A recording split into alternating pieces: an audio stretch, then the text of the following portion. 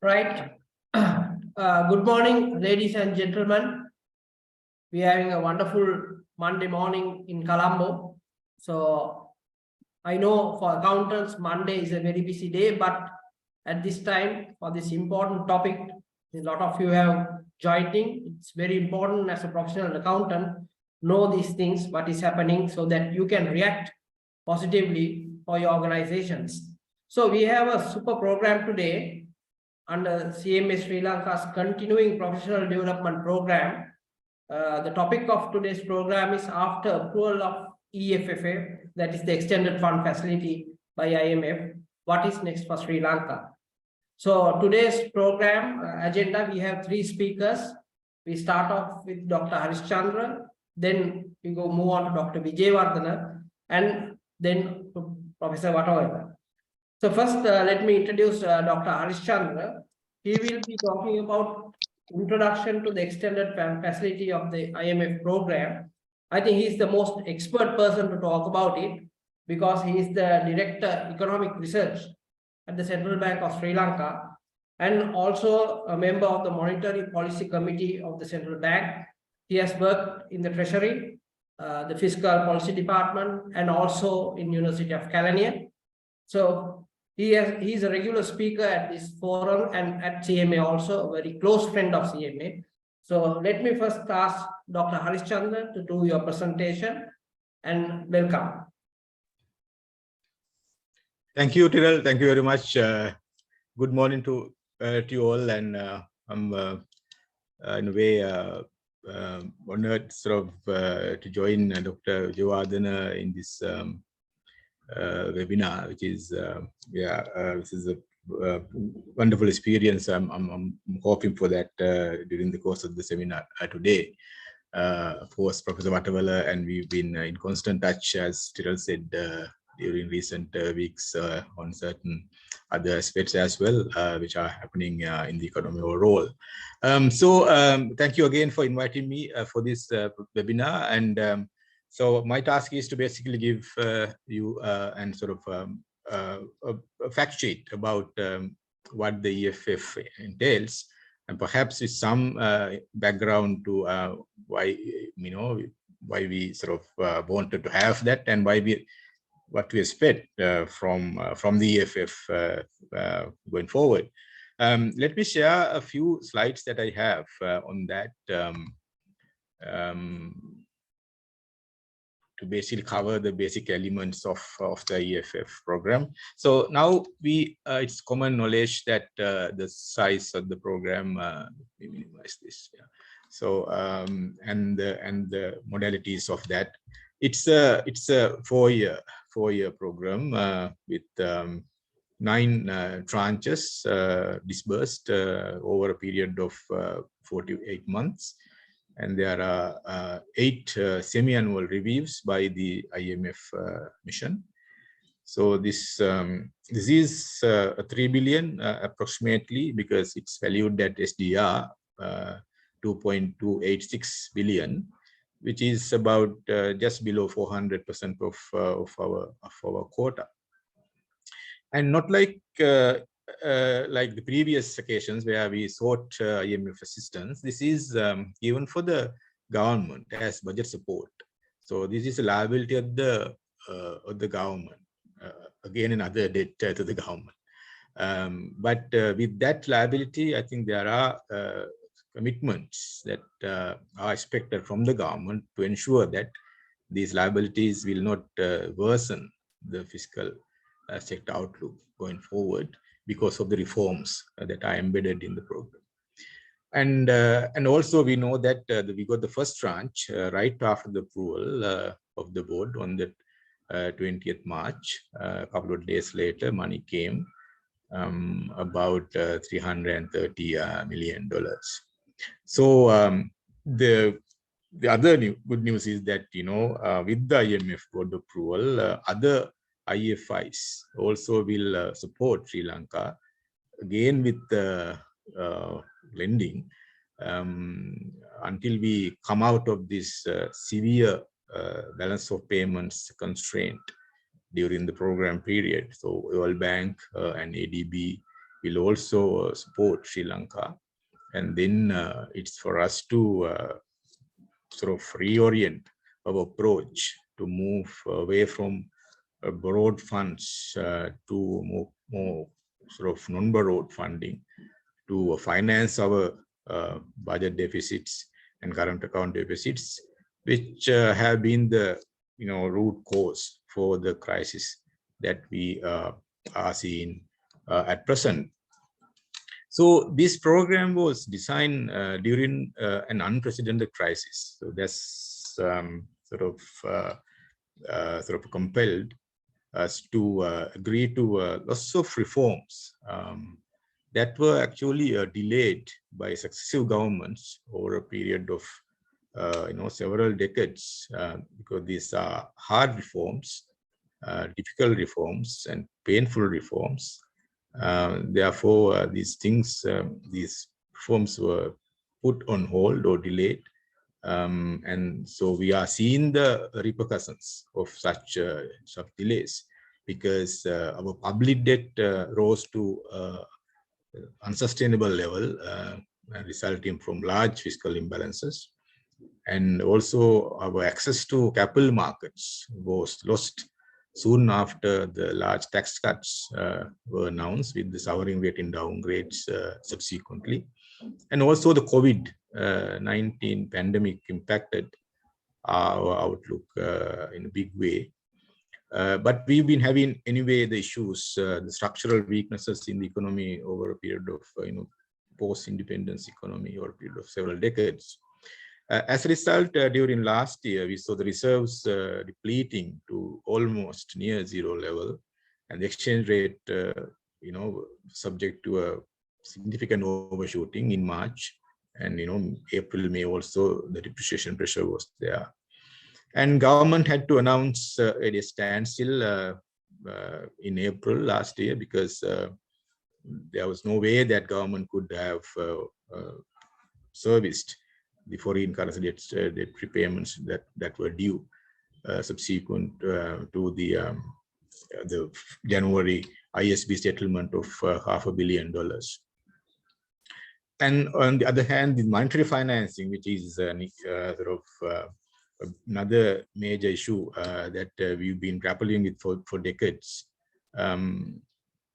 soared in order to meet the fiscal obligations, because government didn't have access to foreign financing, and government relied on domestic financing mainly. And in the domestic financing, banking sector financing was the largest. And again, in the banking sector, because of all the liquidity pressures and all, central bank had to inject a lot of cash into government coffers during that period. And that contributed to a surge in inflation, among other supply side constraints that also caused upside price pressures. So eventually, economy fell into a deep recession, and we know we have had a 7.8% contraction last year, which is the highest on record. And this year also there'll be a recession, mild though compared to what it was last year, but it will take a while for the economy to come back to almost like pre-pandemic level, because with that 7.8 contraction, we have gone back about 5-6 years in real economic terms. Financial stability remained at risk given tight financial sovereign nexus, another boiling issue, because our financial sector has large exposure to the government by investing in government securities, both rupee denominated and foreign currency denominated. As a result, people were suffering from food and energy shortages, exacerbating deep-rooted public dissatisfaction, and which is again well known now. There were huge political costs with heightened social tensions. So what we expect from this EFF is just a reversal of the above. The question is how. This program will help us. The objectives of the program will help us to understand how we are going to reverse these forces. The design of the program includes mainly 6 objectives. First, and foremost, the government revenue has to increase. The fiscal consolidation has to be ensured.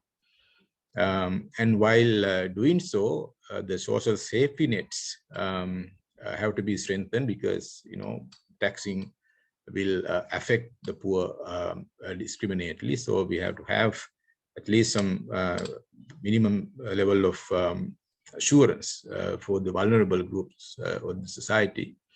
And also some reforms in the mainly the state-owned enterprises sector, because that sector has been adding lots of pressures on the government fiscal operation, cash operations, because of huge losses these institutions were making over years. And then we have other objectives of restoring price stability and rebuilding external buffers, because now we are seeing about 50% inflation, which came down from 70% inflation in September. We got to ensure that the price stability is restored in the near term. And also we need to rebuild external buffers, mainly by strengthening our gross official reserves, which is also designed within the program, how we can build up reserves gradually through market purchases and some other means during the program period, which is part and parcel. And then ensuring financial system stability is another main goal, because at the moment the finance system has some stresses because of the financial sovereign nexus, as we have already mentioned. Our financial system as a whole has some large exposure to the government. So ISB holding on the one hand, and the domestic securities holding on the other hand. We have seen the large increase in government securities yields, which have caused some stresses or significant stresses in the balances of these banks. And another pertinent issue in the Sri Lankan context is this perceived corruption. So the program aims to reduce this corruption vulnerabilities with some, new laws, anti-money laundering and CFT-related laws as well. And one more important aspect is the restoring public debt sustainability, because not like in previous occasions where we approached the IMF for funds, they actually gave funds with some reforms agreed on, but they never asked us to restructure our debt. And this time it's different, because government, the IMF, assessed that obviously our debt was not sustainable. So without any debt restructuring efforts, IMF won't be able to give a lend to any member, because they want to ensure that their money is paid back. Again, those are member contributions that are used for lending to other members. So these are the program objectives. Now we know the issues, now we know the aims of the program, but these objectives were there in previous programs as well, by and large. But our issue was the implementation. Sri Lanka has sort of poor track record in implementing reforms, and that's why we have repeatedly, gone to the IMF for assistance. And now, how this time can be different, and how we can ensure that these reforms are implemented and these objectives are met. So this is again part of the IMF EFF arrangement, where certain actions are clearly specified, and these actions actually are of different type, which are all in the program that we will be discussing in a while. If I quickly go through the main elements of these actions, the prior actions, again, there were sort of 9 prior actions, and those are the ones, the steps that we can take before the IMF approves the program. And now this is being done. So this laid the foundation for the successful for a successful program, and that's already done. And then the next immediate important action is to meet the quantitative performance criteria, and these are specific and measurable conditions that relate to macroeconomic variables where we have some control. For instance, we can build up some reserves, a gradual build up of reserves, or government can reduce the fiscal deficits, budget deficits, or primary balance deficits, and we can reduce the amount of monetary financing. So these are with some control we can agree and we can try and achieve. Those are called quantitative performance criteria. And then we have another set of actions which are called indicative targets, and these are flexible numerical trackers during the program, and they help monitor the progress in meeting the program's objectives. Sometimes because of the high uncertainty and limited capacity, we can't really have QPCs for all variable. That's why we have some indicative targets. But if that uncertainty is reduced, then sometimes into the future, some of these ITs or indicative targets can be made as quantitative performance criteria as well, with appropriate modifications. Another important element is the monetary policy consultation clause, which is to relate to the our disinflation path, how we are planning to bring inflation down to the target level. And the IMF has its own projections, quarterly projections, and alone those projections, there is some leeway given both upside and downside deviation.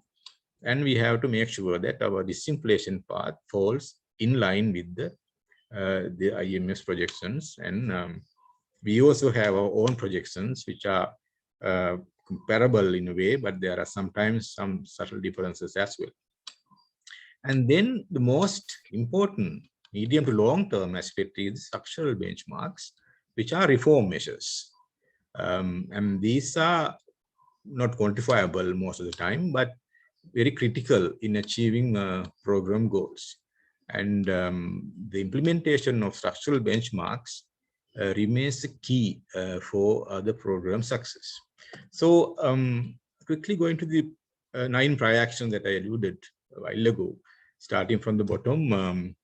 So we in May got cabinet approval to automate monthly retail fuel price adjustment. And then again in May last year, cabinet approved revenue measures to support fiscal consolidation during this year in line with the program parameters.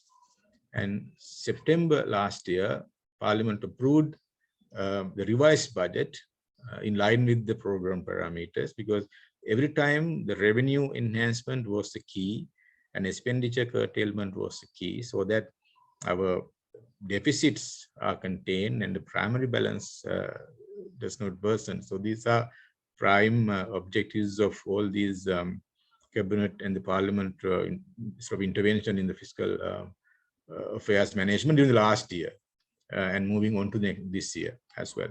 And then we have some provisions to the Banking Act, because we needed to sort of strengthen the crisis resolution framework. And so, in case of severe stresses in the financial system, our system has to be in place to address those concerns. So therefore, Cabinet approved Banking Special Provisions Act in November, and in October we have the Parliament submission of the current year's appropriation bill, again in line with the program parameters, so which ensure the revenue, revenue targets and expenditure targets and fiscal balances. And in November, we got the cabinet approval for the semi-annual cost recovery-based electricity price adjustment, and that was also implemented again in January. Also, there was a revision in February. And then we have another key element is the new Central Bank Act, which is going to be another another key milestone, because this ensures that monetary financing is prevented from happening going forward, which has been a major issue in terms of central bank's ability to achieve its primary objective of ensuring price stability. And it also has these provisions to have flexible inflation targeting as the framework, and the flexible exchange rate system, and also an inflation target agreed with the ministry and the central bank. There are progressive developments and features that have been taken in the Central Bank Act. And also the last two is the hiring of an independent firm to conduct a banking sector diagnostic exercise that is again called asset quality review, AQR, to assess the the level of stress the system as a whole is in. And then in March, we have undertaken a policy rate increase of 100 basis points. Again, as we have already communicated, this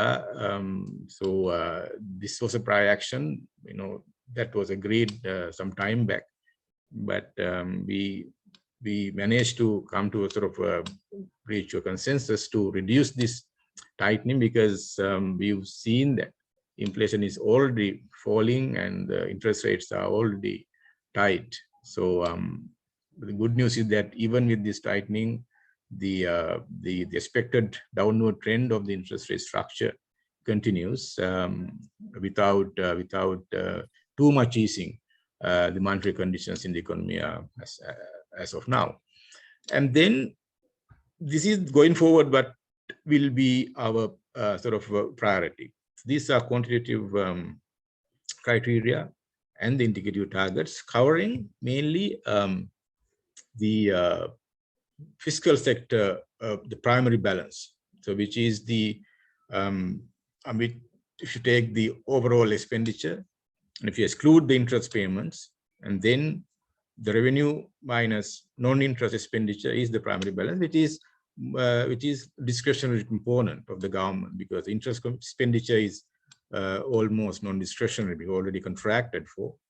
But the other components, you can have some discretion. So you got to ensure that our primary balance improves from last year we had about 900 billion, which is about 3.8% of GDP. And then this year as a whole, this will have to come down to over 209 billion from 900 billion. It's a significant improvement.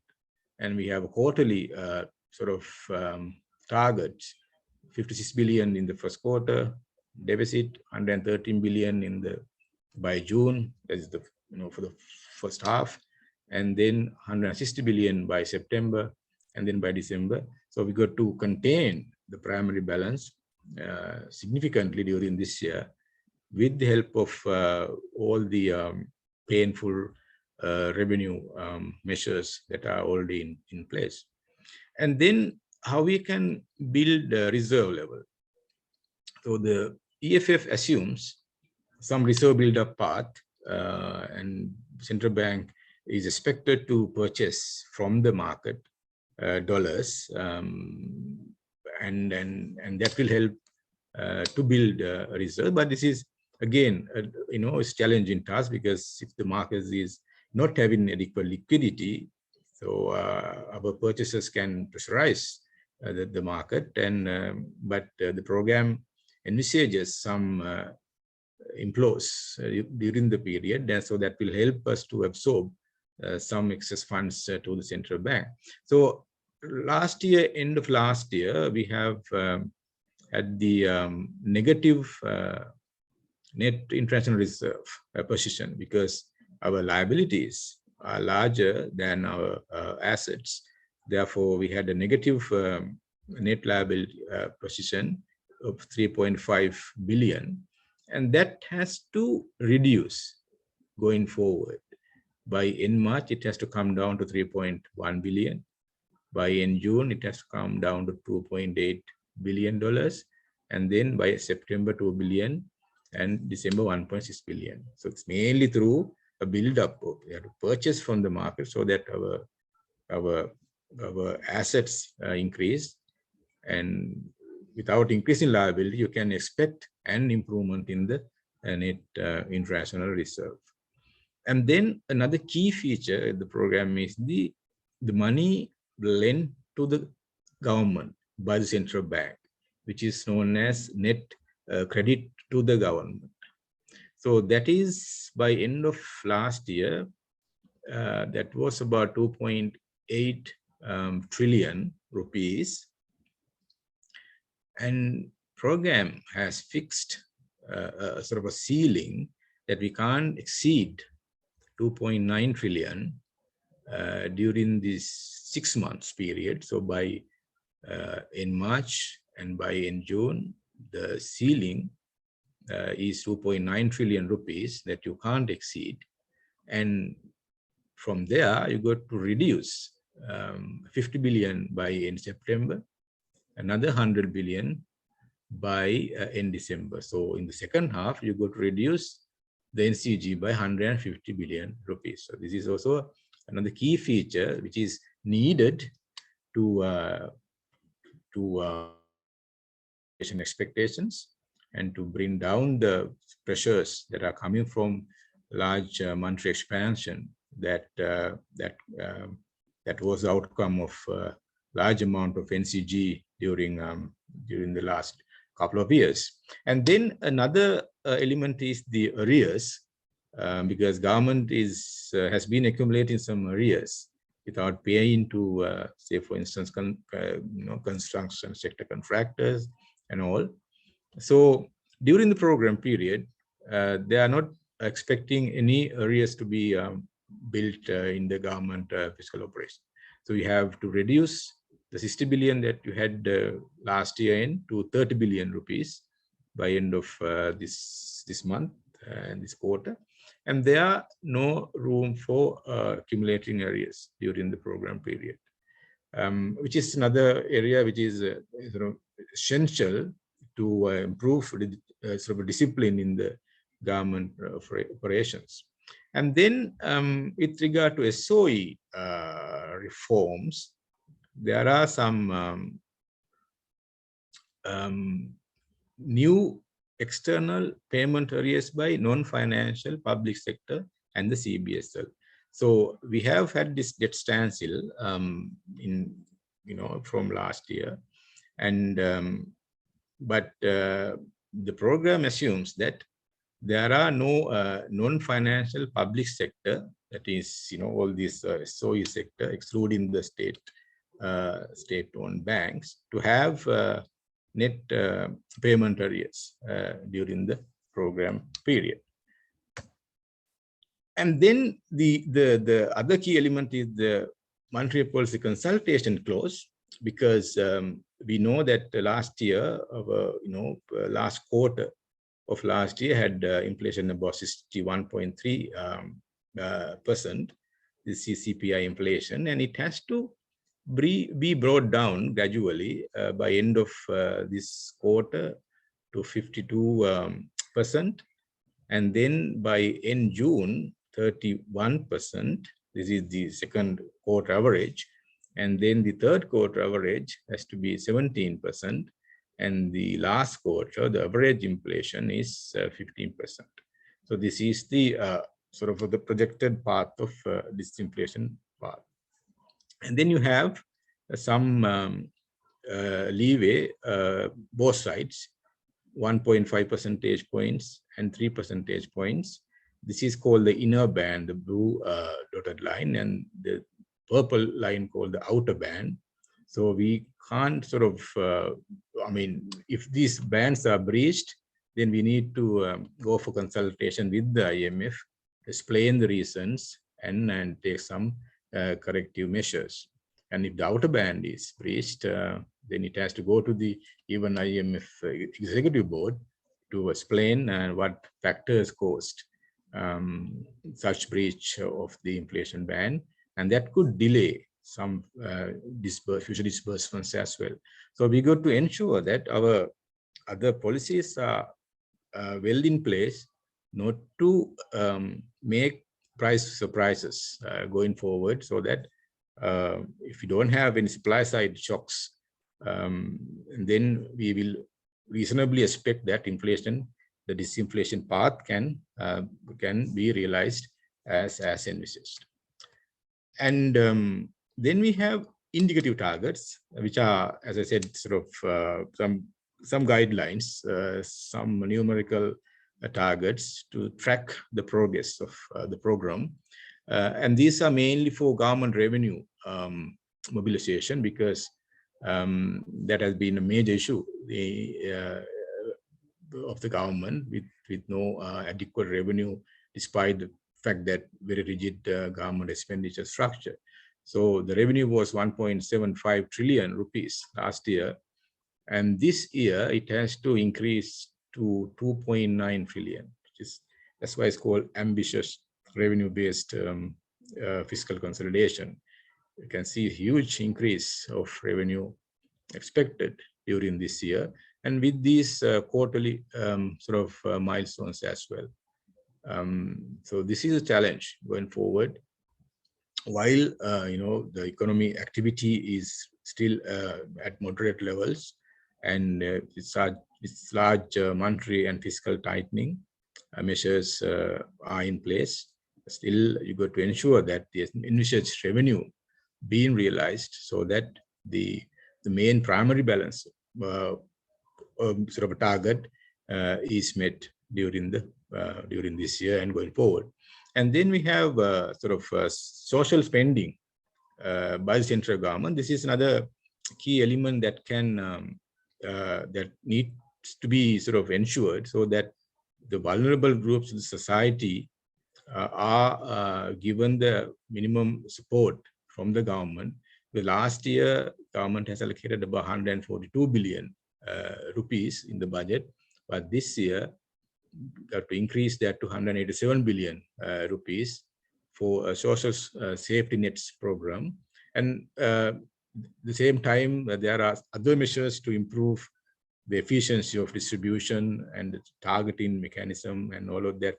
We'll also have other structural benchmarks to support the sort of effective distribution, effective impact of the spending on the people.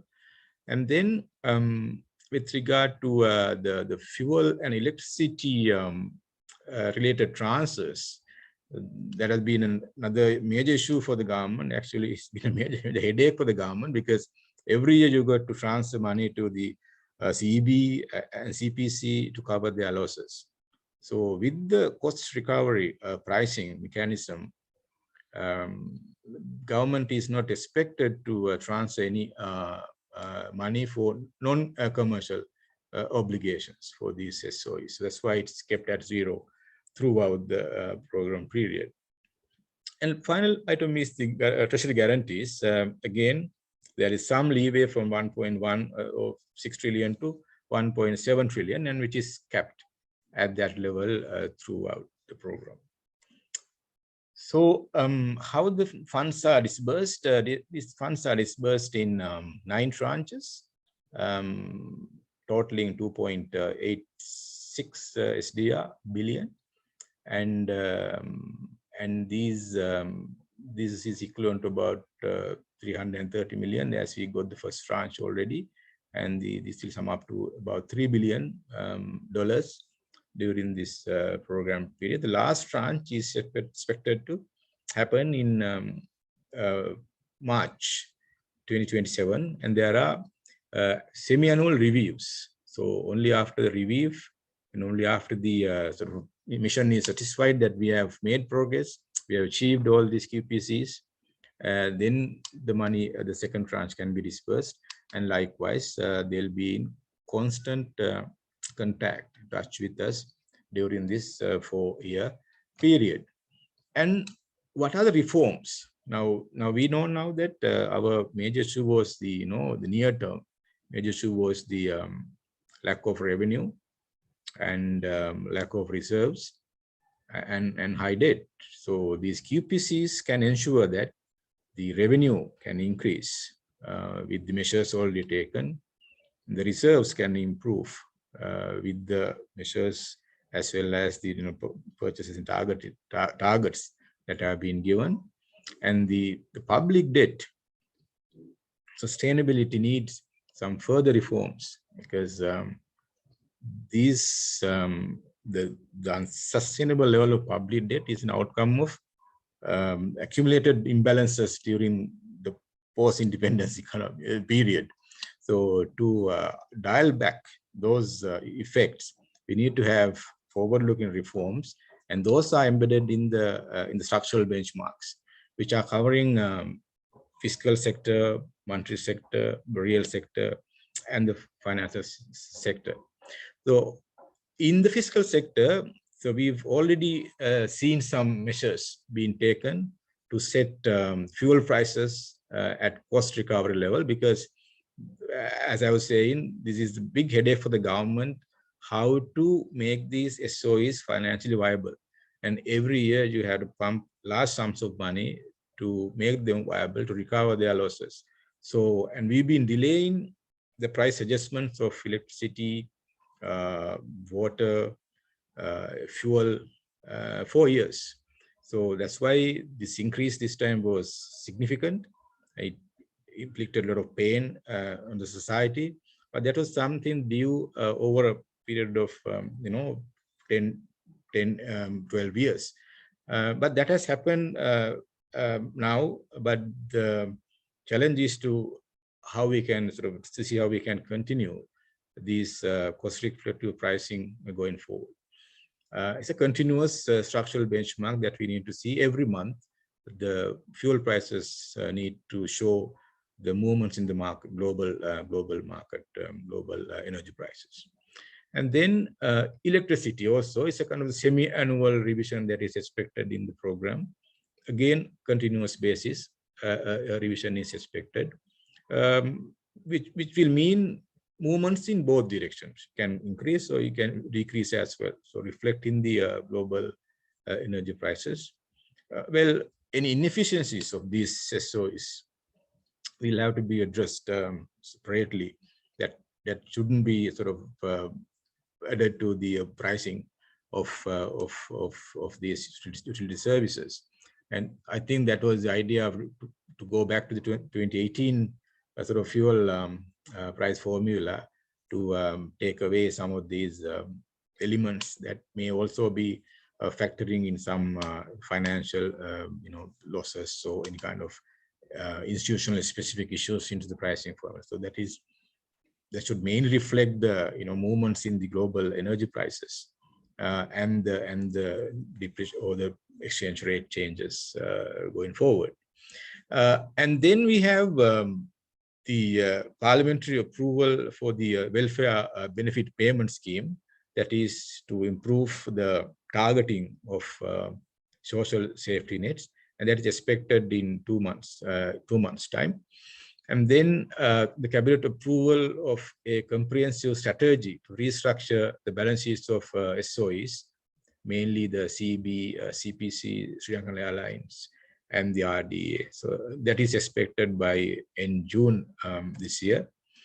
And then cabinet approval of revenue measures to support the fiscal consolidation during next year, in line with the program parameters, because there are some other revenue measures that are being envisaged to implement going forward. And that's expected in July this year. And then some administrative improvements in the budgetary process, this integrated treasury management information system to roll out across all expenditure heads, and that is expected by September this year. And then the Parliament's submission of the first reading of the next year appropriation bill, again by end October, this usual timing. and the Parliament approval of the Appropriation Act, usually in December, in line with the program parameters. Another major piece of legislation which is going to be crucial in the whole exercise is the PFM law, the Public Finance Management Law, because we know that all governments have been able to adhere to this the Fiscal Responsibility Management Act and the commitments which are there in that act.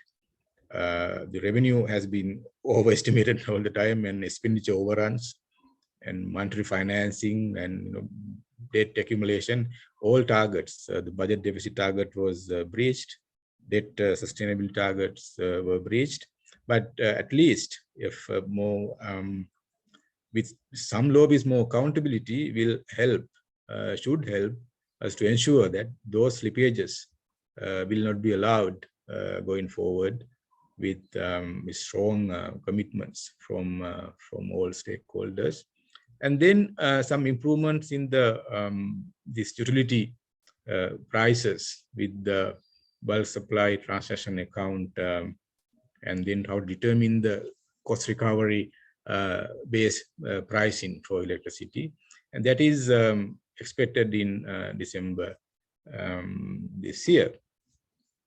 So those are the fiscal sector related reforms which will ensure that the fiscal discipline is brought back.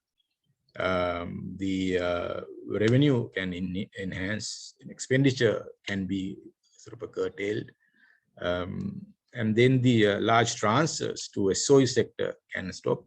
So which are necessary ingredients to have fiscal consolidation going forward, and without them we can't achieve any public debt sustainability going forward. On the financial sector, there are a few things that I expected in the list of structural benchmarks. So these are the conditions that those are the one can say the conditions imposed by the IMF, or one can say the reforms that were agreed by the authorities with the IMF.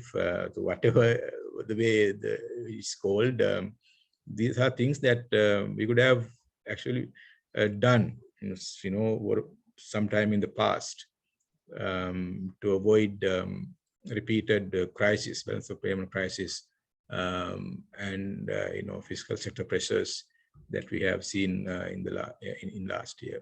On the financial sector, there's this asset quality review is ongoing of 2 largest state banks and 3 largest private banks. So that exercise is expected to have an output by end of next month. And then cabinet approval for the full revision of the Banking Act in consultation with the IMF staff is expected by end June this year.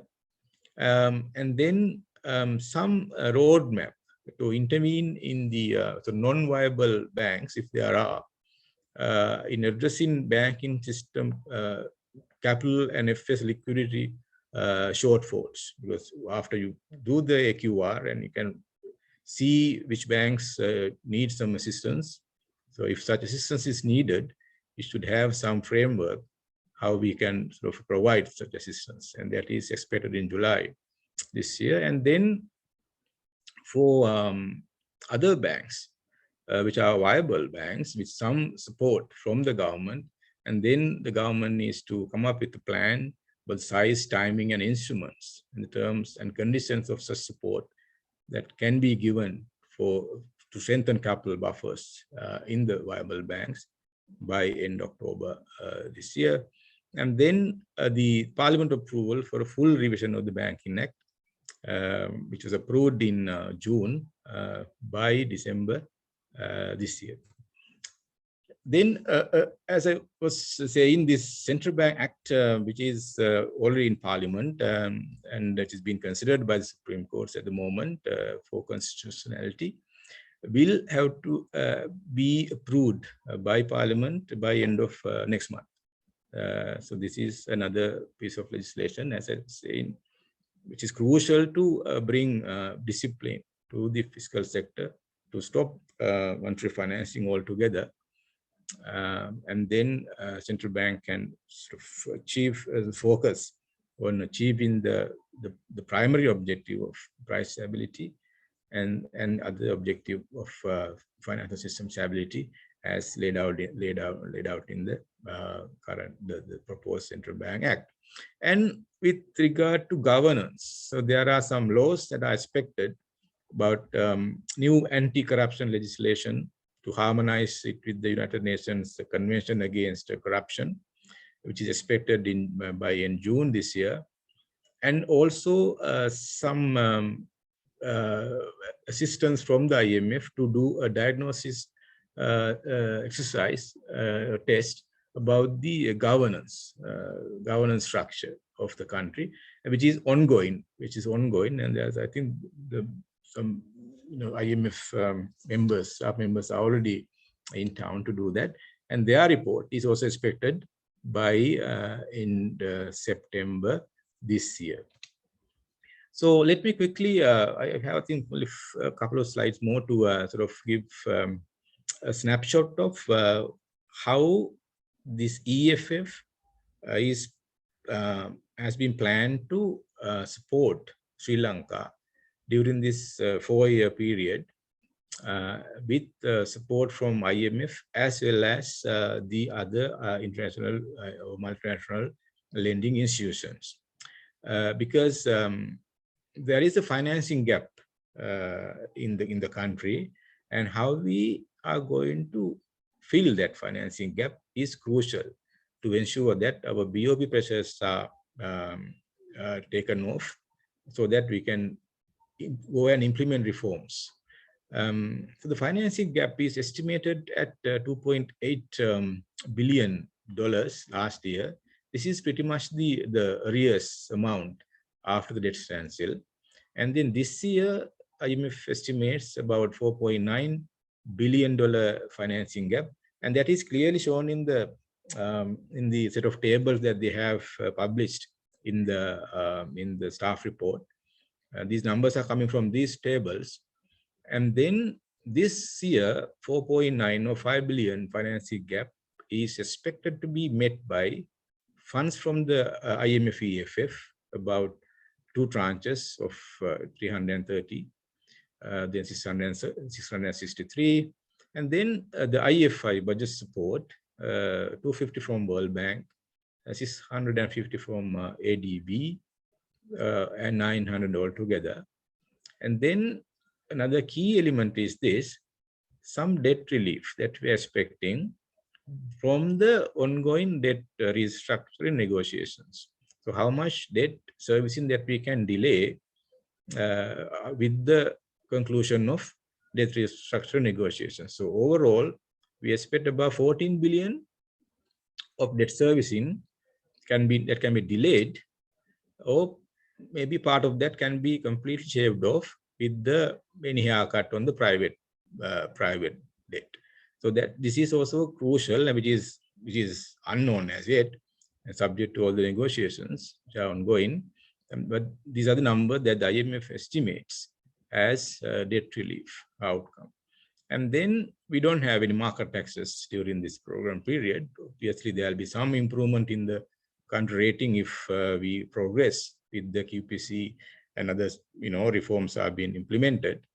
But any market taxes can be backloaded, because that would again add on to the outstanding debt stock of the government. So in 2027 only, IMF expects some sort of market taxes of 1.5 billion. So that's how the financing gap is expected to be filled. And with that, with the debt restructuring happening, and with those financing gaps are being filled, the envisaged growth and inflation path, according to the sort of IMF projections, are as follows. So we have to see our so their estimate was 8.7 last year, negative, which was 7.8 the actual number last year. But this year the negative will be around contraction of GDP around 3%, and then next year onwards it will be positive, and positive at sort of low level. And they have a conservative GDP growth projection, but we perhaps can expect little higher number going forward. But that's how sort of their baseline scenario for the recovery of the economy going forward. And inflation, which is coming down quite sharply from 60% level. This year, the average would be 15.2%, and then next year would be 6.7%, and it will settle in our target level going forward. That's what and we also expect inflation to come back to our target level by the end of this year and remain at target levels going forward. On the revenue front, there's now this is last year, we have 8.5% of GDP revenue, which is expected to increase quite notably in this year, 11%, and then further to 13.3%, and then 15% by 2025, and remain there over the medium term. So this shift is crucial in shaping the program success going forward. And along with this, there is this improvement expected from the primary balance, which was 3.8% negative last year. This year it's expected to be about mild negative number 0.7. But again, these any surplus in the primary balance is which is not common to Sri Lanka. We have only had a couple of times in the post-independence economy, but this program assumes a primary balance surplus of 0.8% next year, and then 2025 onwards to keep it in surplus level in excess of 2%. So which are very challenging outcomes going by the historical experience of Sri Lanka. On the public debt part, it was 128% of GDP last year. End of last year, this is public debt, central government plus other SOE. That will come down very slowly though. So it's only to come down 100% of GDP even after this restructuring by 2028. And then it will take another 5-6 years to come down to some meaningful reduction of the public debt. And that itself shows the difficulty in ensuring public sustainability going forward. Any derailment of revenue targets or primary balance targets would really challenge the achievement of public debt part.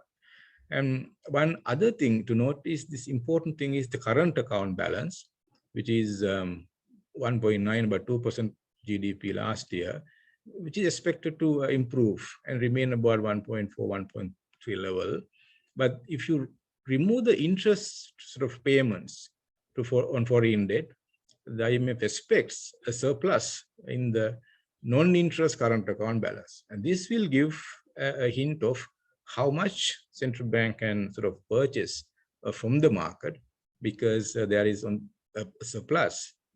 If you take the interest expenditure out of the equation, there is some surplus in the current account, which means so the less pressure in the domestic foreign exchange market, so that we can, within the program, we have to, I think, purchase about 1.4 billion on net basis during this year.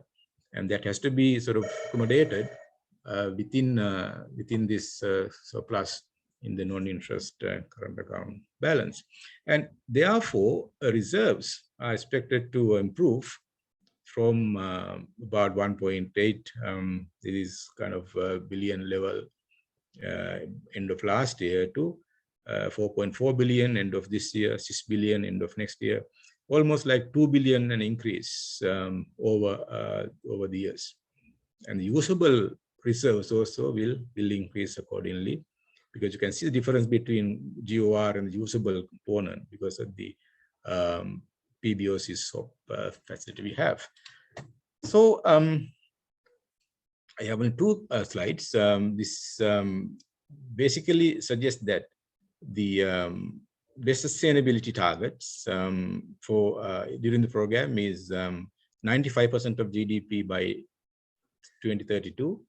And there's one key target, as we saw that only 100% of GDP debt by 2028. That has to come down to 95% by 2032.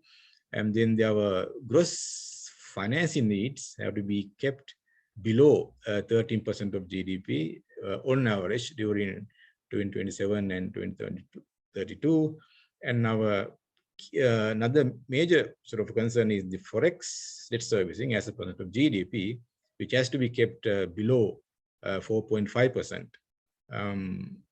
during this period. And then overall, we can expect some sort of a saving or concession of 17 billion during the program with the debt restructuring concerns. And then through that, our debt has to be made sustainable going forward. And I'll end with this slide. So the risks to the program success are high because we are in a complex debt restructuring process, and the external environment is getting unfavorable because of all these pressures that we are seeing at the moment.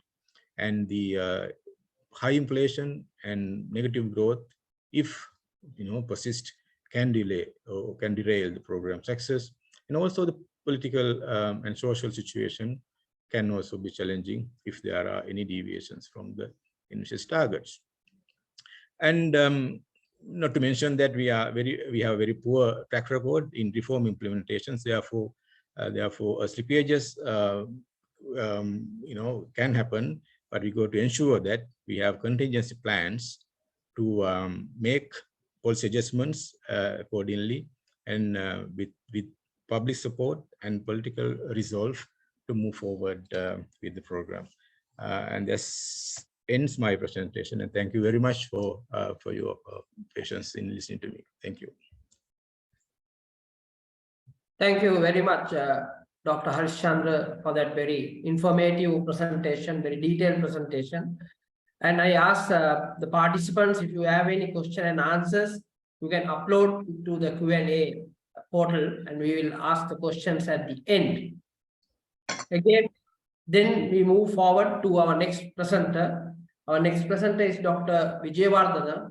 All of you all know Dr. Wijewardhana very well.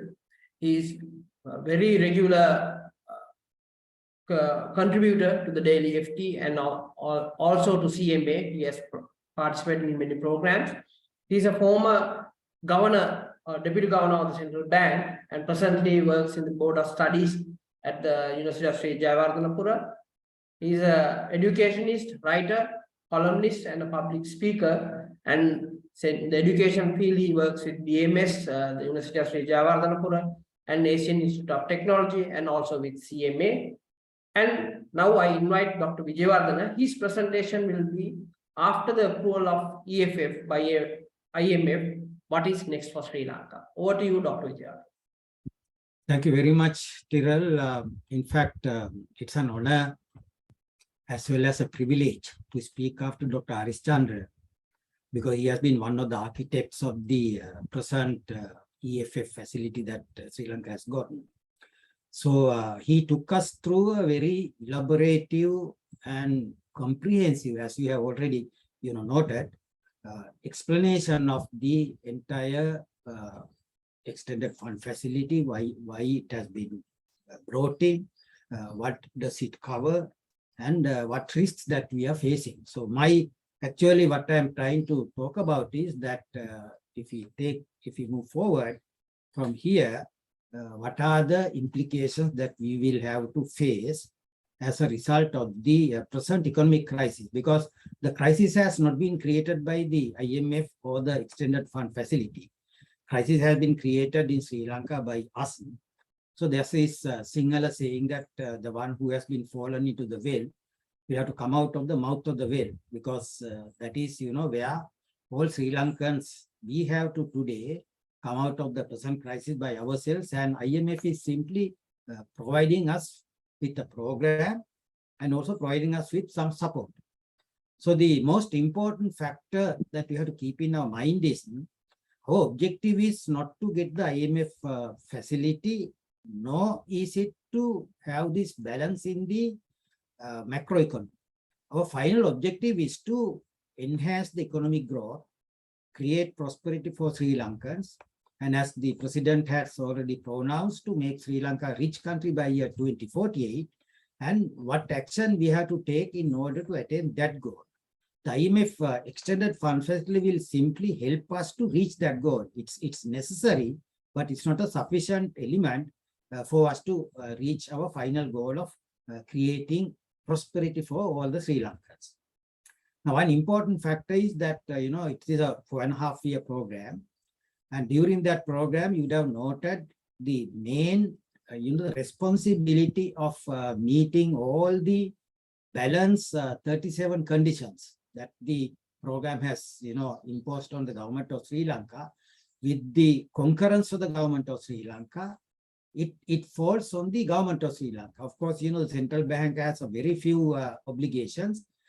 Other than that, all the obligations fall on the government of Sri Lanka. And most important obligation is that the government of Sri Lanka will have to cut its budget to size to enable it to generate this surplus in the primary account. The surplus in the primary account means if you take the total revenue of the government and if you exclude the interest payments out of the total expenditure means the consumption expenditure plus the capital expenditure. And if you take the interest element from that, and the difference should generate a surplus for the government of Sri Lanka from year 2024. It should increase continuously after 25, and we have to have a primary balance surplus. Now, this primary balance surplus means the Sri Lanka government will have to have a very stringent fiscal policy. It cannot simply, have a very, loose or very, attractive or very generous, public expenditure program. It will have to have a very, very stringent fiscal policy, and that fiscal policy is a very important factor in this case. Now, there are the main elements that we have to come into agreement with the IMF is that, the central bank can no longer finance the budget of the government, which is a very important thing when it comes to having this, stringent fiscal policy. So what happens is that if we want to if you want to get the best out of the present extended fund facility, the government will have to rely on its own revenue sources. Plus, government will have to cut down its consumption expenditure because you cannot cut down the capital expenditure without compromising the expected economic growth. So the consumption expenditure other than the interest paid. So that is one of the most important constraints, the government will have to face. Now that has to be continued over the conclusion of the present program, and even beyond that till about say year 2032 until we get the final results. But in my view, what matters is here is that the resources of the government will have to be saved by having this surplus in the primary account, and then diverted those service resources, the savings, to the capital expenditure program, so that Sri Lanka will be able to have a very high economic growth. Now, if you look at the present, actually the projections made by the IMF, even after we are having this, negative economic growth in 2022 and 2023, the economy will very slowly, recover to about say 3% by year 2027. And what would mean is that if you take the actual GDP as measured in US dollar terms, it will be around 89 billion US dollars, which is just, a little more than the GDP that we had in year 2019. But because it involves the per capita gross national income of about 3,900 US dollars, and it has to go up to 12,000 US dollars by year 2048 if Sri Lanka is to become a rich country. Now that means we must have an economic growth rate of about a minimum of 10% over the period from 2027 to 2048 if Sri Lanka wants to attain this goal. Now, what next for Sri Lanka after the IMF extended fund facility, that apart from the balance that we are going to create in the macroeconomy through the program, we must have a separate economic growth program, economic growth strategy in order to push the economic growth to this required 10%, so that we'll be missing the target of making Sri Lanka a rich country by year 2048. The IMF will support us, but it will not be the only source for us to do that. Now, for example, in the real sector, what the IMF is suggesting us to do is to have some reforms in the government, in the state-owned enterprises, in pricing, and so forth. And those structural reforms are necessary, but for us to increase the economic growth rate to 10% and above over the next 20-year time period after 2027, we must have a massive investments in Sri Lanka, and those massive investments will have to be in the high-tech category, and it should enable Sri Lanka to seamlessly get integrated to the global economy. For that purpose, we must have the exports of goods and services of high caliber, high-tech caliber, and those are the matters which the government will have to now immediately start. Now, in this case, we can get an example from Vietnam. Vietnam in 2019 introduced a 10-year roadmap to convert Vietnam to the fourth industrial revolution by year 2030. Now, similar plan has to be immediately designed by the government of Sri Lanka, and it has to be started along with the continuation of the extended fund facility of the IMF, so that you would not miss the growth target that Sri Lanka should attain in order to become a rich country by year 2048. Now, this is one of the important things that we have to keep in our mind. Then if I come back to the EFF, Extended Fund Facility, Dr. Harishchandra took us through the facility, the main features, and why the facility has been extended to us, and what commitments that we have to fulfill. And all these details were given to us by Dr. Harishchandra. But one important factor that we have to keep in our mind is it is not costless. The interest rate that we have to pay on the IMF facility is actually a variable interest rate, and the extended fund facility is subject to the basic interest rate, which is made up of the interest rate applicable to the SDRs, plus another margin of 100 basis points, it's about 1%. Now, the present interest rate applicable to SDR is about 3.363. And when we add the margin of 1% to that, the basic interest rate will go up to 4.363. Then whenever we make a drawing from the IMF, because we are going to make 2 drawings, for each drawing we'll have to pay 50 basis points as a service charge. So annually we have to pay again 1%. So the basic interest that you have to pay to IMF is about, say, 5.363. And that's now according to what Dr. Harishchandra told us, this facility, instead of coming to central bank, this facility is given to the government as a part of its budgetary financing. So as a result, it will become part of the government debt, not the debt of the Central Bank of Sri Lanka. So this is also another important thing that you have to keep in our mind. But for the EFF, there is another clause where the IMF has tried to discourage the borrowing countries to go for a loan of more than 187.5% of their quota by charging after the third year, by charging another 300 basis points, another 3% on the basic interest rate. So if we add this 3% after the third year, that is after the 2026, the actual cost of the borrowing from the IMF will go up to 8.363 as it is. But if the interest rates in USA will go up in the future, right now it is about 4.8%.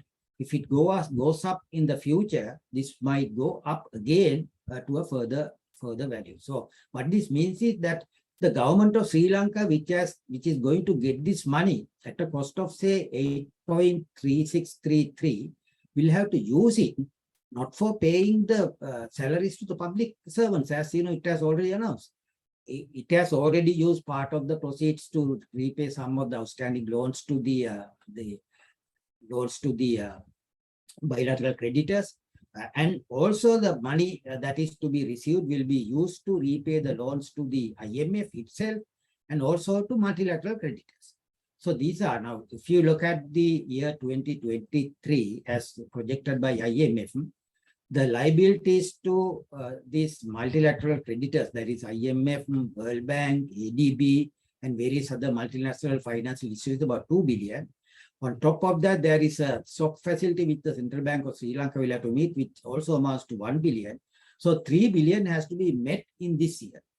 Now, the financing plan, you'll be noticing it's a very fragile financing plan, because the 3.8, of course, over the whole period, as Dr. Harishchandra has explained to us, 14 billion of the financing plan has to be met out of either agreeing with the creditors to receive a haircut, basically a haircut, because if you postpone the repayment, what it means is actually we are postponing it to the future. So what it means is that we'll have to try very hard to get a haircut from the bilateral creditors, as well as from the international sovereign bond holders and other commercial creditors to Sri Lanka. 14 billion is not a simple sum. And also, if this is not done in year 2023, our financing gap is negative. If our financing gap is negative, what will happen is we will not be able to go through the IMF extended fund facility, and we will not be able to draw the next installments, which you call the tranches from the IMF. Again, then we are back to year 2022, because in the 2022 our reserves had been negative.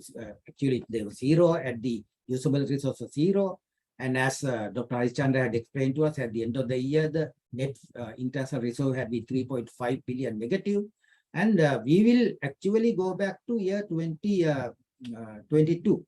So the most crucial action which the government has to take right now is to get this haircut from the bilateral creditors, including China, and also the commercial creditors, ISB holders, the China Exim Bank, and other private creditors who had given Sri Lanka a very small sum at commercial rate. So these are very important factor for Sri Lanka to, in fact, complete it successfully. One important development which has arisen as a result of the EFF is that the central bank is going to be made independent, which is a move that actually Sri Lanka is taking the right direction, except some, compromising provisions, as I have explained in my articles also, where the Minister of Finance had been given some sweeping powers to recommend the people to hold the position of the governor of the central bank, to the governing board of the central bank, to the monetary policy board of the central bank, and also appointing the deputy governors of the central bank, which should be taken out at the committee stage. Because the Minister of Finance should not be given that, discretionary power to make the recommendation. It should be done actually through a process of nomination, maybe by the Constitutional Council itself. It can nominate 3 people for consideration by the Minister of Finance and the President, and by calling for invitations and nominations from the suitable people to hold those positions. Again, the appointment of the deputy governors by the Minister of Finance should be taken out from the new Central Bank Act. That should be left to the governing board of the central bank and not the Minister of Finance, as it is being done right now, because the deputy governors have to be selected on the basis of merit, and for that purpose, the governing board should have the responsibility to do that. I hope this will be, taken up at the committee stage and the necessary amendments are made. If they are not made, even though the central bank is going to be autonomous, the autonomy is substantially compromised as a result of that. But one important thing in the new Central Banking Act is that the central bank cannot lend money to the government to finance the budget. That has been reinforced by the extended fund facility as well. As you have noted, Dr. Harishchandra told us that there's the ceiling of the credit given to the government, and it actually should come down by 100 billion by the end of this year. But what matters is that central bank itself and the government have agreed to, had promised the International Monetary Fund that they will not get the money from the central bank to finance the budget. So what it means is necessary revenue has to be raised through the revenue proposal. And at the same time, to have this primary account surplus, government will have to cut down its unnecessary expenditure substantially, and it has to economize on the expenditure. And as I told you, when the government has raised this money at a full cost of say 8.3% from the EFF, from the IMF and the EFF, the money has to be used by the government in its budgeted operations prudently, without causing Sri Lanka to fall back into a kind of a crisis which we had in year 2022. Now, right now, the government is planning to make use of this money in order to pay the multilateral creditors and also to service the debt that we are going to have it from the IMF, which is again not a very good thing, because the government is getting a loan in order to repay the IMF, which is not a very plausible financial arrangement in my view. So that has to be changed, and at the same time the government will have to raise revenue in order to meet its expenditure program. Then it comes to the exchange rate arrangement, because in terms of the extended fund facility agreement, the central bank will have to adopt a flexible exchange rate system, and it has to buy dollars from the market. And if it wants to buy dollars from the market, at the same time, the central bank and the government have agreed that they will dismantle all the quantitative controls that have been imposed on Sri Lanka's economy as a temporary and short-term measure to overcome the present crisis. And all these things have to be now actually, if the central bank was to buy from the market, it has to allow the exchange rate to depreciate further. And I don't want to mention the rates here used by the IMF, because if you look at the rates used by IMF in order to present their projections, there is a substantial depreciation of the currency from year 2023 to year 2027. So this is something which you have to keep in our mind. We cannot have the luxury of this appreciating Sri Lanka rupee right now. The appreciation will help the importers and the people who are planning to buy US dollars for their private purposes, and also it will help the government of Sri Lanka in a way that its debt repayments will be now at a lower rate. But the government is also losing, because the dollars that the government has got from the IMF, when they are converted and passed on to central bank, they have to now get it at a lower rate. But it will kill the export economy, it will kill the remittances flows, it will kill the services sector of Sri Lanka, so the services, export of services, and it will kill the tourism sector. So therefore, we cannot have the luxury of an appreciating currency right now, when the economy is, have a negative economic growth today. So that is something which the central bank and the government will have to keep in their mind. So I will stop at this point and allow the questions to be raised by various people. I am thankful to Dr. Harishchandra for making that elaborate presentation. Thankful to CMA for having this seminar also. So thank you very much, Tira. Over to you.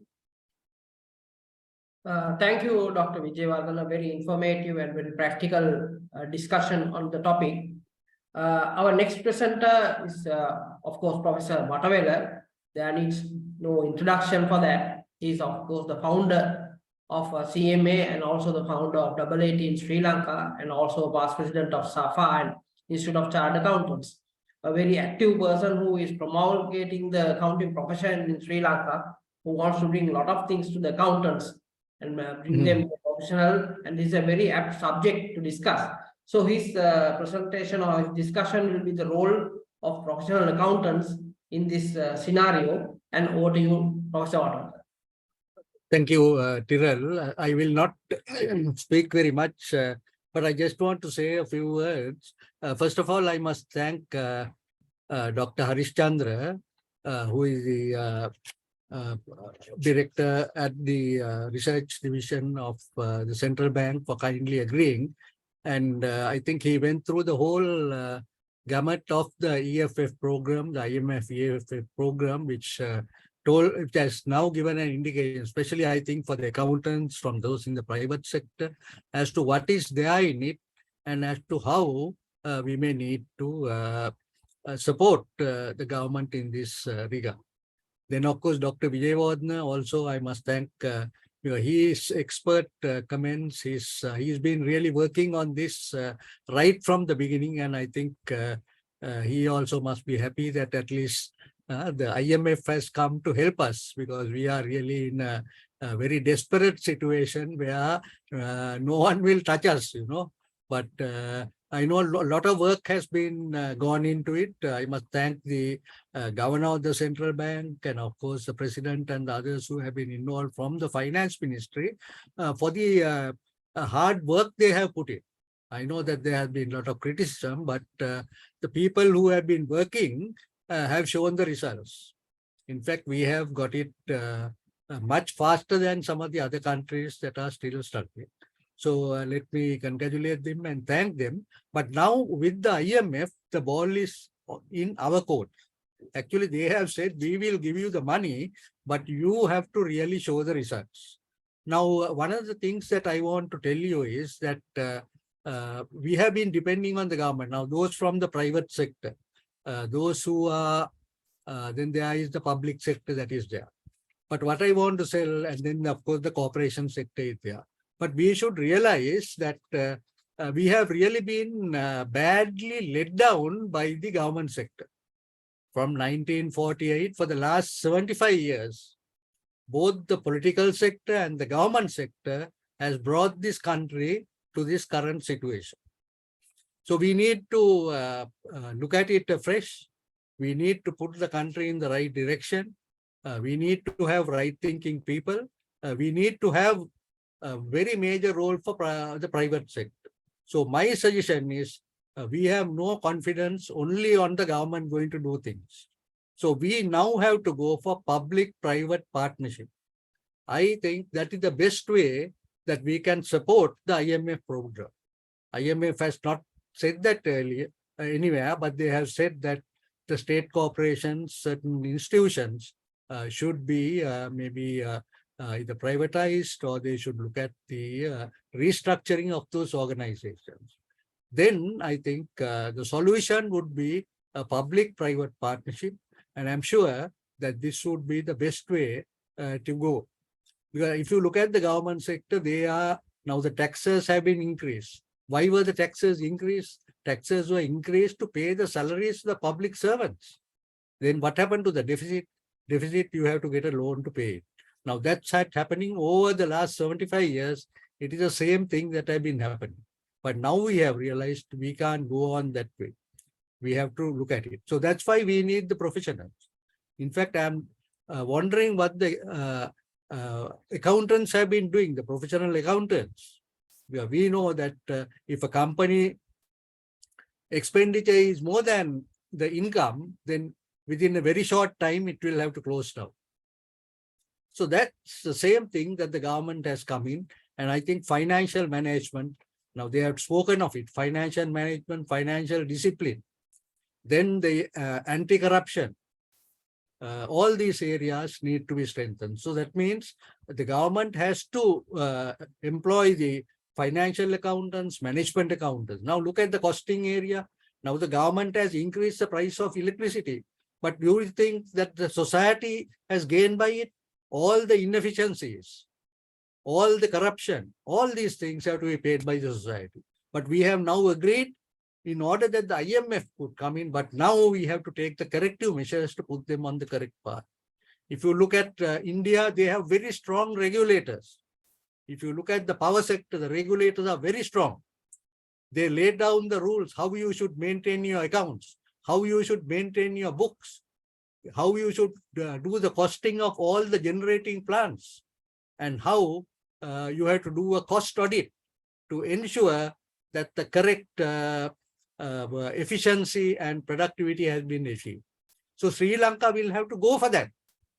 We can't only go on financial audit. We need to go for cost audit. All these institutions, Petroleum Corporation, same thing. You have to check the cost. We have to have a separate cost audit which will put us in the right direction. I hope the authorities will look into this sort of thing, because otherwise we will not be. Then look at the government ministries. We have ministries, we have state ministries. Look at the amount of money that we are paying. We now need to amalgamate all these things. Government has to come with a plan how these costs can be cut down. What are the ministries that are not providing any value addition to this country? Get them, then they may have to cut them. But in addition to that, I would suggest that all these government servants, we are doing continuing professional education. None of them are listening to any of these talks. They must do continuing professional education, educate them, make them learn the new techniques and give them new jobs that will come, and also in the private sector. So I think those are a few comments that I thought, but the revenue has to be raised. Now we have so much of loans, even what Dr. Harishchandra mentioned, we are still going to have 100% debt to GDP at the end of 2028. Then the only way is foreign direct investment. Foreign direct investment has to come into this country. We have to increase our exports. You know that Sri Lanka is really in a very, very strategic position. Today, I saw one of the headline papers. That person from McKinsey, he's asking why you can't make it a Rotterdam, where they are earning so much of money. You know, the Rotterdam, the port is earning so much. Then our airlines, even now, all the airlines, it's coming from different countries. We are a hub. So I think if we look at all these, now that we are in a safe position, the investors will come. The IMF has given the go-ahead. I think we need to work on all these areas. If we do that, I think by 2028, I think that 100% thing might come down even to maybe 50%. But that's how we have to work. Everyone has to work. Not some people work and the other people take their salaries. So accountants have a very major role to play. We have not been utilized. You know that the Institute of Certified Management Accountants, the cabinet approved a decision in 2014 to recruit them to the government sector. It took 7 years. The bureaucracy in this country is killing our country. The bureaucracy is the one that is killing this country. 7 years to implement a cabinet decision. You think that any of these decisions that the IMF has taken can go through? You must be happy that the central bank has the required people who can do this sort of thing. Not the other people. They are just sitting and taking the salaries. They must work. They must show what they are doing. Agricultural output, give the plantation output. All these must increase. So I think today we have discussed a very important thing. And what the IMF has done is a call that if we do not put our heads together, if you do not go the right way, we are going to be in a very, very difficult situation. I must say that from a professional accountant's point of view, I've been working in the public sector, loss-making corporations, and made them profit-making. So that is not a very difficult thing, you know. Even today, all these state corporations, get them to give their accounts by the quarterly reports. Can they do that? Only we should have the will to do it. IMF has now shown us the direction where we have to go. They have given us indicators. These are things that are always used by the private sector. You know, if they don't use these indicators, the monthly targets, the quarterly targets, the half-yearly targets, the annual targets, they will not be able to do so well. Then there is Securities and Exchange Commission. They are monitoring them and then doing it. Similarly, all the state corporations should have similar organizations. And I think we now have to support the government in this venture. And I'm sure if they make use of our professional accountants, we can tell them how this country can be taken forward. Thank you. Thank you, Professor Watala, for a very informative and a very forthright presentation of the role of the accountants. Now we'll go for the question and answer session. There are question and answers coming in the Q&A portal. First question, I think I will pose to Dr. Harishchandra. What the question asked is, if we do not fulfill this IMF targets that they have given, what will be the consequences that we have to face? Right, Tiril. I think that's what Dr. Javadar and Professor Watawala was explaining. So if we do not fulfill, the consequences will be we'll be going back to 2022. That's the bitter truth, because we are in a situation where we have a dual crisis to battle on. Sovereign debt crisis, balance of payments crisis, without much of buffers. So if we do not discipline ourselves and put things in the right direction with very thin room available for us because of the IMF program, and so we do not have much of headroom to maneuver. So if we don't get things right in this time around, and it is guaranteed that we'll be going back to 2022, which is, I mean, I shouldn't, I don't want to explain the outcome of that. So that's the thing. So then there's another question in the chat box I saw, is that what happens if we miss a target this review, then how we are sort of going to, I mean, make progress. So if we are going to miss one target, by end June is a test date now for us. So the mission next review will be based on end June performance. So if there is one target miss, that we'll have to go to the IMF Executive Board for review. And if we can explain the reasons why we missed, and if these reasons are justifiable, and then if we have taken corrective measures to rectify those missteps, and then the program can be brought back on track, then they'll perhaps consider it favorably and will give us a waiver.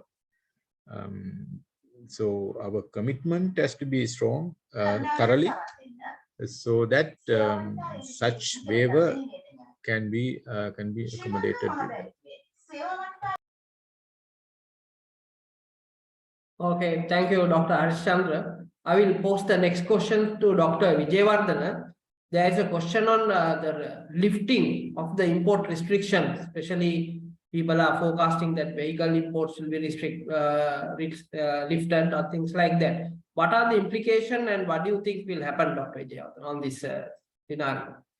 Well, even at the time of imposing those restrictions, the central bank made it very clear they were temporary, because an economy cannot continue with major import restrictions on the economy, because it will affect the importation of raw materials, because all our industries and even the services sector are dependent on the imported raw materials, and an economy cannot continue to have its production without a free flow of imports to Sri Lanka, because we are dependent on the imported matters. So this is a must which the central bank will have to do. But what the central bank has actually promised with the IMF is that they will do it gradually starting from June this year. And possibly it will, within about, say, 3 to 4 months time period, all the import restrictions will be taken out.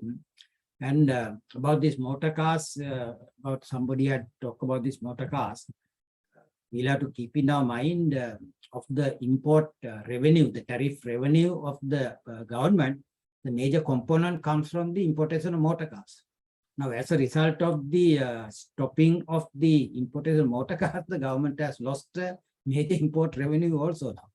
So these are the things that you have to keep in our mind. And so restrictions cannot sit, side by side with an economy which has to grow. So that has to be kept in our mind. Thank you, Dr. Vijayawardena. I think there is a question now, since Professor Watawala spoke about foreign direct investment, and of course he's been on the sphere working for the Greater Colombo Economic Commission earlier.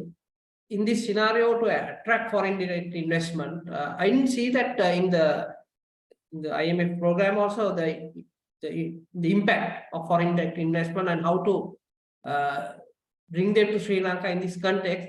What can you add on that, Professor Watawala, since you came into the subject on that? Yeah, I think, before I answer, I think, can I ask Dr. Harishchandra, are you all looking at that attraction of attracting foreign direct investment. I'm sure Dr. Vijayawardhan also will be having a comment. Can you comment on that?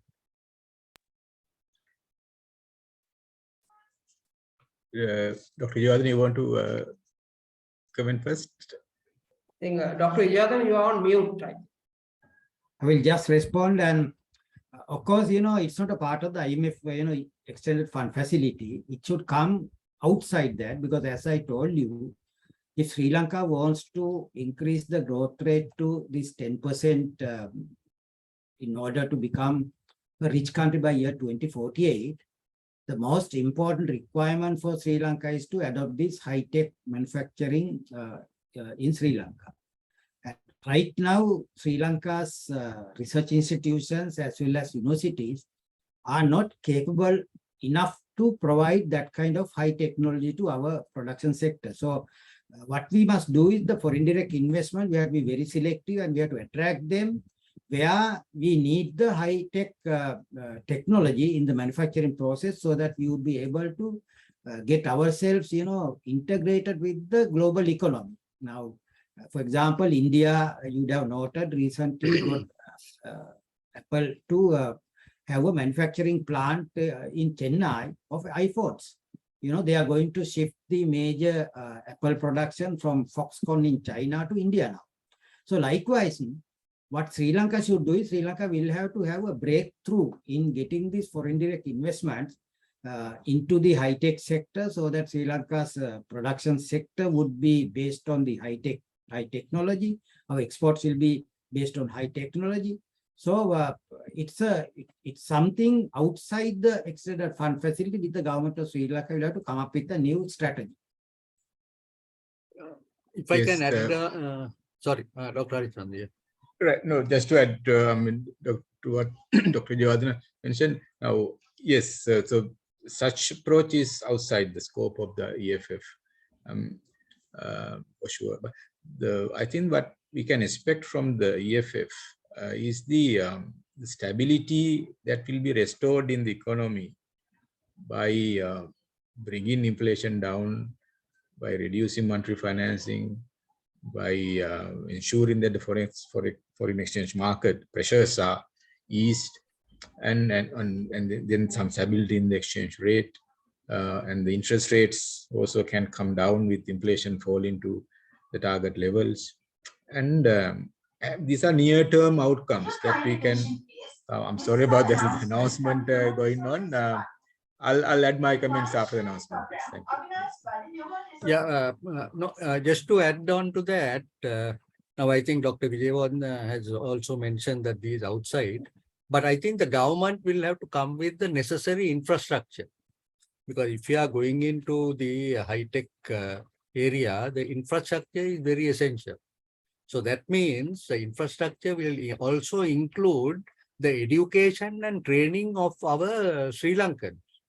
Now, this is something that they need to immediately do, and already there are two universities that are doing, the Colombo University and the Morto University, and they have a system where they will accredit maybe the private educational institutions. But we need to go in a much more bigger way in doing this, and where we can get the students take to the rural area. So I think these are all connected, and I would say that education, if we can really change the structure. Now, just some time back, I was listening to the TV program. There was a girl, and they asked whether she had the degree. She said yes, but I went overseas and got the degree, and now she is doing a job here. Then she said that her friends, colleagues who have entered the local universities are still doing the degree. So this is one of the problems that has happened now, because today we are losing so much of foreign exchange because people are going overseas. Then our people are also coming out only later. So I think this technology that was mentioned, the high tech, can be really used in order that we can transform. So I think all sectors have to be efficient. They have to work to a timetable. They need to give the output. It's not only the what is mentioned in the EFF, because education is something very important. Then also the required sort of streams. If it is on the finance area, the high finance, all those things would come in order that we will be able to go into the new economy and also compete with the global people. So I think every sector will have to be transformed. It is not one sector what have been mentioned in EFF. Every sector we have to transform if Sri Lanka is really to make a comeback.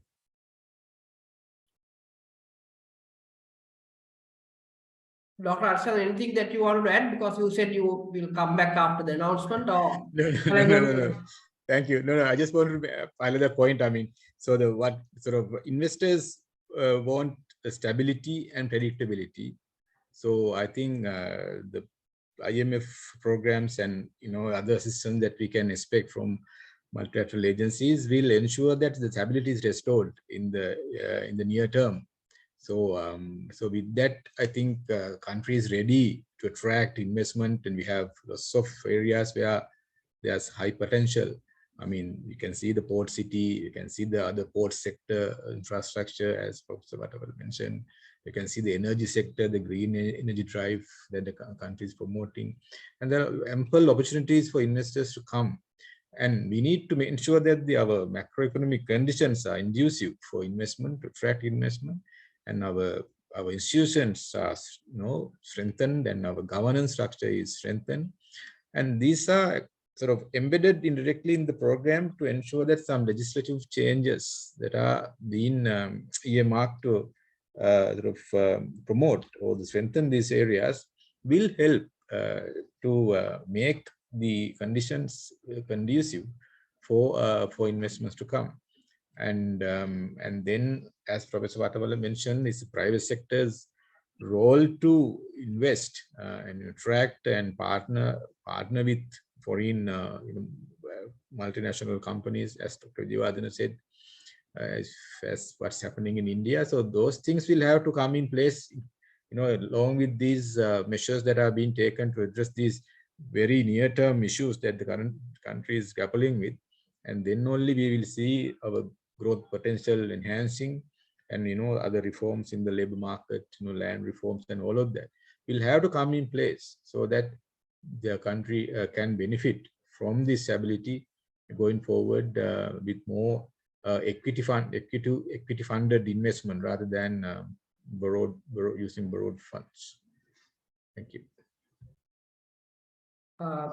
Thank you, Dr. Chandra. I think I will go to Dr. Vijayawardena because he has written in the papers also today about the Central Bank Act, and what the question is, what is the impact of the political leadership of this country on the program, how it will affect now, if there is election, if it changes, what are the impacts, and how will this impact the Central Bank Act, and a lot of promises that were given to IMF on restructuring, governance, state-owned enterprise. I think you are the best person to talk about that. Well, I think even if there's a change in the political leadership, as Dr. Haris Chandra has very clearly told us now, whoever will come to power will have to carry this, extended fund facility forward, because it's not a, problem faced by Ranil Wickremesinghe or his government. It's a problem faced by us, the Sri Lankans. So whoever who will come to power, they may be critical of the International Monetary Fund right now, but they will have to carry this forward, number one. Number two, because I have experience in the central bank for nearly 40 years, and I know if the Minister of Finance interferes in the appointment of the key person in the central bank, he would actually, the people who are appointed will be loyal to him, number one, and they will not have in their heart the need for protecting our money, rather than they would try to be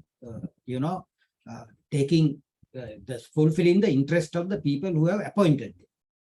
So that has to be taken out. I mean, all the good central banks in the world, when it comes to appointment of the governor, it's being done through a selection process rather than a nomination process, the appointment process by the political leadership, because the ability of the political leadership to identify the best person to become the governor of the central bank is very limited. So that's why it's necessary, if somebody is to become the governor of the central bank, he must know about monetary policy, he must know about the global economy, he must know about what is happening inside the finance sector of Sri Lanka. And for that purpose, you have to appoint the best man after screening him very carefully. Now, this has been done by Bank of Canada, Bank of England. Before being appointing, at least 2 years time period, these people are reviewed by the selection committee. So my suggestion is that at the committee stage, if these provisions are not changed, then of course, making central bank autonomy will become a mockery. Anything that you want to add on that, Professor Watawala? Because you also have been working with the ministries, the president on this, not only in this subject, on taxes and improving governance. Dr. Vijayawardena has covered it in great detail as far as the central bank, but one of the areas that the IMF has put down is, of course, to bring in the accountability and good governance, because today we find that a lot of things are being done, but ultimately there is no accountability, no one responsible. So if someone is doing something, I think they should take the responsibility. Those are areas where we will have to implement and ensure that these things are done. And of course, the corruption. This has to go, the corruption. If the corruption is there, then we will not be able to gain anything. So accountability, corruption, these are all interconnected. And then we need to ensure that there are strict laws, which I think they say even as per the UN laws that they want to implement it. So I think that's a very good thing. And I'm sure all the citizens will support, the society will support that sort of governance, accountability and corruption laws coming. Thank you, Professor Watawala. I think next question is for Dr. Harishchandra. The question is banking sector diagnostics that we explained in the presentation. I think they need an elaboration on what it is in detail and how we are going to, we said that even private banks will be looked into, and how I think it's a question for the banking sector itself. So if you can elaborate on that and how it will go forward. Sure. I think I can refer. I mean, I can elaborate to the extent that which is elaborated in the staff report of the IMF. But this is basically to assess it's called AQR, assess quality review, because now we know that some of our banks are feeling pressures because of the increase in government security yields to extraordinary high levels, and disproportionate to the rise in the policy interest rates because of the risk premia that the investors attach, given some concerns about the any domestic debt restructuring and all of that. So as you know, when the yields go up, the price falls, and if you hold an asset, your balance sheet value, if you mark to market, your asset falls. So that can have some capital, that can create some capital adequacy concerns. So, and we know for sure that the ISBs, which are held by the banking community, few large private banks, will see some sort of reduction in their asset price. So we'll again create some pressures in the capital balance sheet. So that's why. So there's this review assessment is going on to see as a system overall the financial system stability, and the government will ensure that if there are any stability concerns, how those concerns can be addressed during the sort of this program period and beyond. So for that purpose, the asset quality review is being conducted, which is helpful to identify if there are banks which are in need of some liquidity assistance and how that can be arranged. And also if there is some recapitalization needs arise, how that can be arranged. So for that, so we need to see the the situation and in terms of the stability in the system as a whole. That's the purpose of doing. And it's explained in the staff report as well. In the if you report, like, you know, if you, I mean, the program is already out there, and the pages from 21 ensuring financial stability, the item D on page 21 and until page 23, those actions are explained in detail if someone is interested in reading. Thank you. I think the accountants also, they can download this document from the website.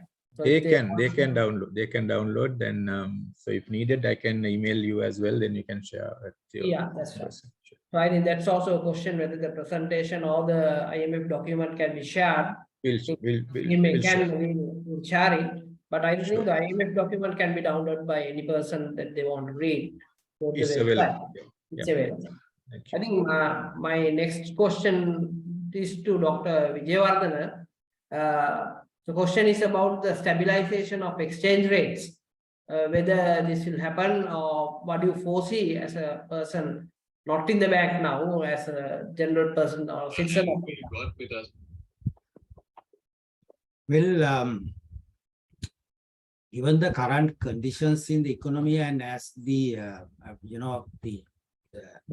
the necessity for the central bank to build up reserves by buying from the market, because now as it is, the dollars that are coming to Sri Lanka through this extended fund facility are not to be turned over to the central bank. They are going to be used by the government, and if the government uses those dollars for the repayment of the public debt, external debt to bilateral creditors, not the bilateral, multilateral creditors, the dollars will go out. So the main responsibility for central bank to meet this quantitative benchmark of having the flow of the net international reserve, the central bank will have to buy dollars from the market. Now, in order to buy dollars, the dollars must be made available in the market. For example, anybody knows that if you want to, if the price is high, the supply is high. The price is low, supply is low. So the economy cannot continue to maintain an appreciated exchange rate, in my view. And it has to be depreciated gradually, even if somebody wants to work back the exchange rates used by the IMF in its projections, because they have given the rupee value as well as the dollar value of some of the variables. And if you divide the rupee value by the dollar value, you can work on the arrive at the exchange rate that they have used. That is, a continuous depreciation from starting from this 323 right now to a high level. I don't want to mention the actual value because they might blame me, for directing the economy to reach that particular level. But if anybody wants to find it out, you can easily do so. So this is, where if the central bank is to buy dollars from the market, the dollars should be available in the market. For the dollars to be available in the market, the exchange rate will have to fall further so that the people who are to bring in dollars to the market have the incentive to bring those dollars to the market. So this is, the bitter truth that we are facing right now. Thank you, Dr. Vijayawardena. Since we are catching up also on the time, we have come to the end. I think I'll ask Professor Bhattawala, do you have any concluding remarks or the role of professional accountants again in this scenario? Because you are very vehemently taking that forward and we are also part of that. I think I have already mentioned, because we have to now remember that earlier professional accountants or chartered accountants were only auditors. But today it is different, now we are in operational field. So this, I think, all the government and everyone must understand that if their operations are to be done in a good method and also in a very trustworthy manner, then they must use the professional accountants. Now, if you look at other countries, for the government sector, you need to have a very good accounting system. So they have what is called the accountant general or comptroller general.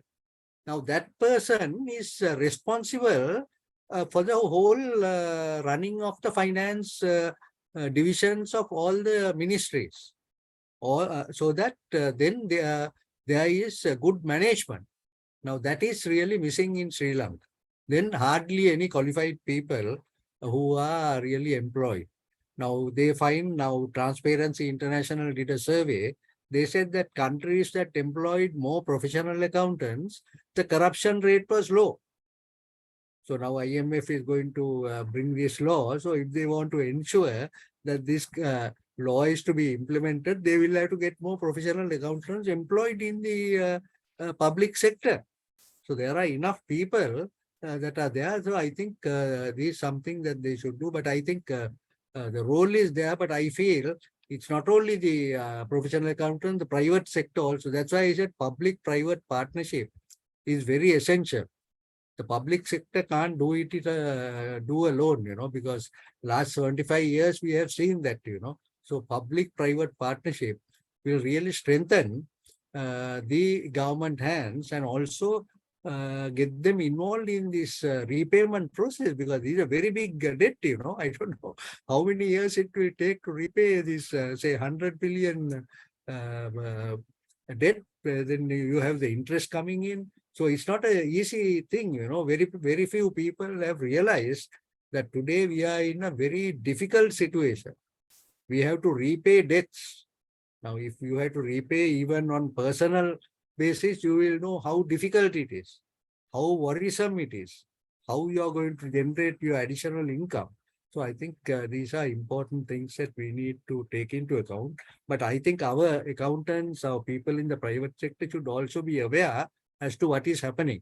What is this IMF, EFF program? They must know about it so that they can also then make their contribution. So I think these are the few things, but I must thank Dr. Harishchandra and Dr. Vijayawardena, because they really gave a very good description. Because not only the description, for them agreeing to giving their time to come and explain to our members and the other participants about this full package. And of course, the most important thing of what next. I think that is the most important thing, because what next means the ball is in our courts and we have to really work very hard, There is no way that we can relax. We have to go, because there are targets given. And if the government is going to ensure that these targets are going to be met, I'm sure they have to get the private sector involved in this whole thing, and that will really help them. Once again, I was to thank them, but I'm sure Dr. Vijayawardena has opened the screen. If you have any comments, Dr. Vijayawardena, we'd like to hear from you. Professor Wattawala, full credit should go to Dr. Harishchandra.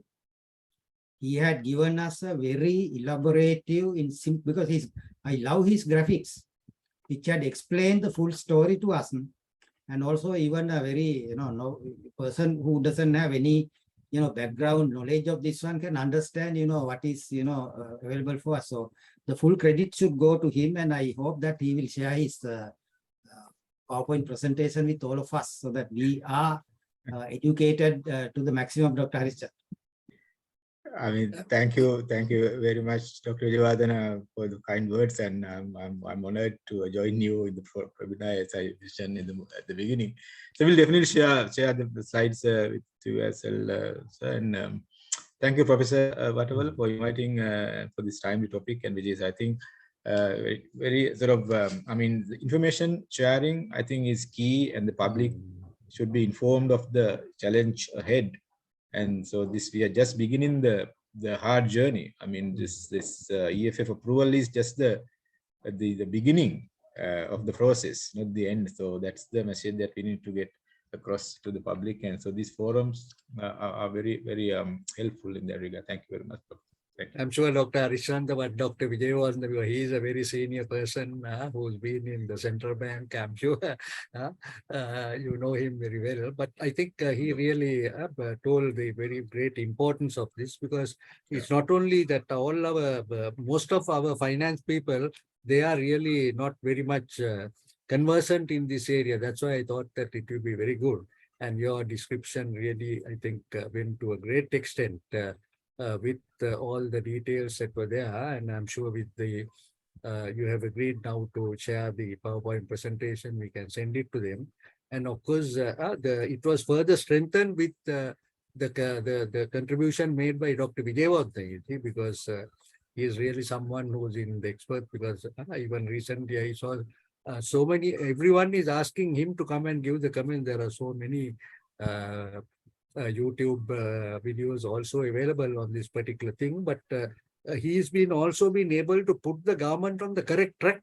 That's the most important thing. I hope that what Dr. Vijayawardena mentioned about the changes to the Central Banking Act would take place, because these are all told in good faith for the love of the country and for the love of the institution. So I know that Dr. Vijayawardena is really someone who is able to really make these changes, and we are very grateful to him for always agreeing, because I have maybe spoken to him many times and he's always accepted our invitation.